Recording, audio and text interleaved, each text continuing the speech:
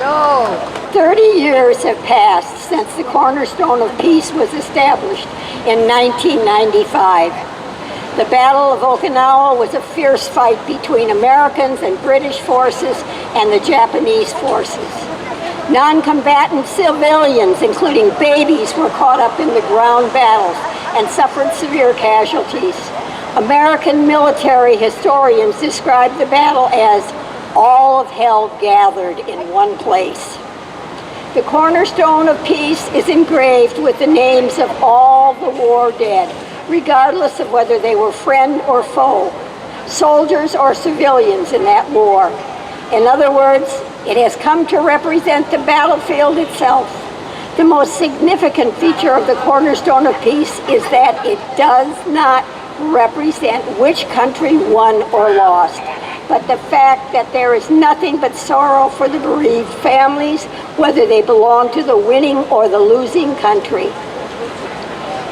Therefore, the Cornerstone of Peace shows in a concrete and tangible way how cruel and vain war is, not only to human beings, but also to all living creatures, including all animals and plants, and the foolishness of human beings who start the wars.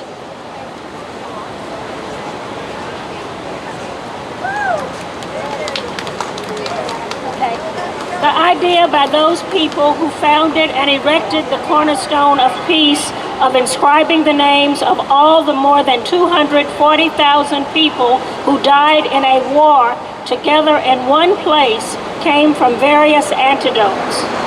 Among some who died on the battlefield when they were heavily wounded and knew they could not survive, they carved their names into tree trunks near where they lay, as they hoped that when the war ended and someone would find their remains, they would know who died there. There are also stories of people who died in internment camps, incarcerated by the United States military, whose names were carved into wooden boards in their memory. The desire to record the names of the deceased for their memory is universal and has existed in every country from olden days until now. The Cornerstone of Peace was born out of these feelings. In other words, the names engraved on it represent the remains of those who perished during the war. I want to share a story with you.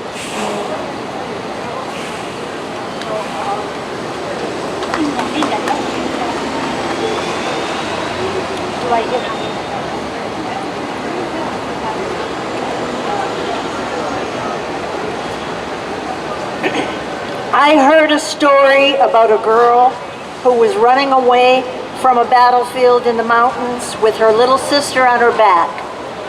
But the younger sister was hit and died.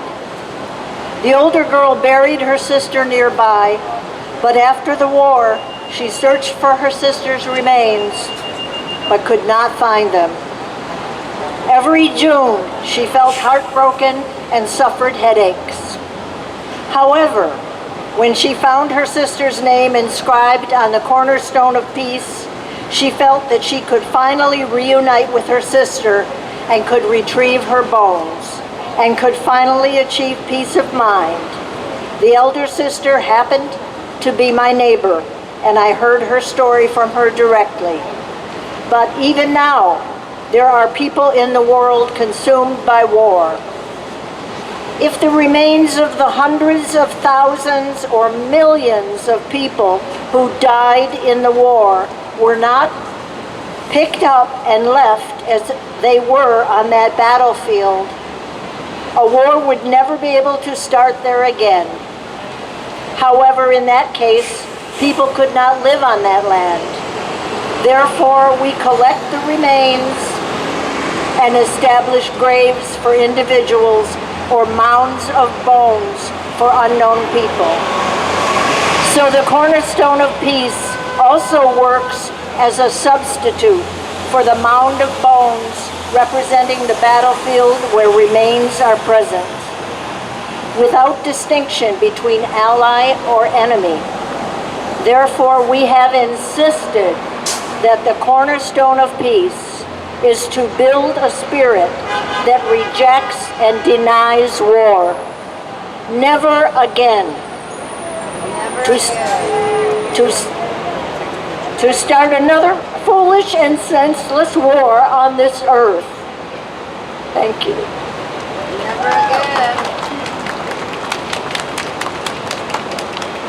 Now a committee was formed to organize a project to read out all the names inscribed on the Cornerstone of Peace. Every year in June, volunteers read out all these names. We are currently in the 4th name reading, in this, the 80th year after the war and the 30th year since the Cornerstone of Peace was erected. Right before my retirement from the university, I came up with a new idea to assign the students to read out the names of the people from their hometown inscribed on the Cornerstone of Peace.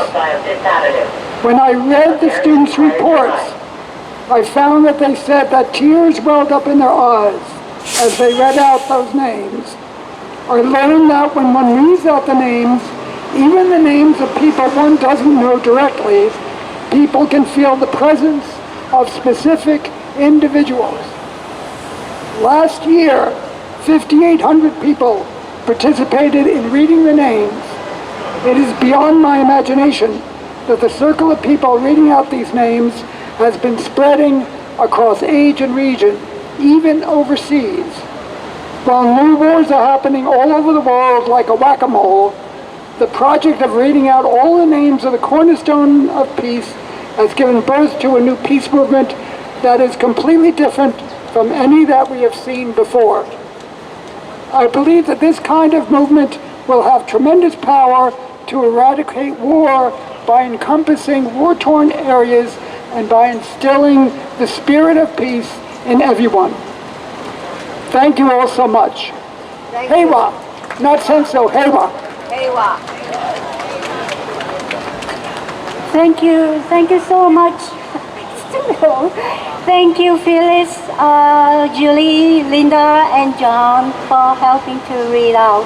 And you know that Memorial Day in Okinawa is a very huge day for them. And even despite the people's strong wish for peace, the new U.S. military base is being constructed, and some people are doing a fasting, hunger strike, 4 days before that Memorial Day. And also I checked the internet today, and they show the official ceremony in Okinawa where Prime Minister of Japan visited and made a, sort of, like their speech. And one of the audience, he's a tiny white-haired guy, but very loud voice. He shouted, Ishiba, his name, Prime Minister, promise, don't make Okinawa battlefield again. He shouted, kept shouting. That's how the, meaning of this day and the place. Thank you so much.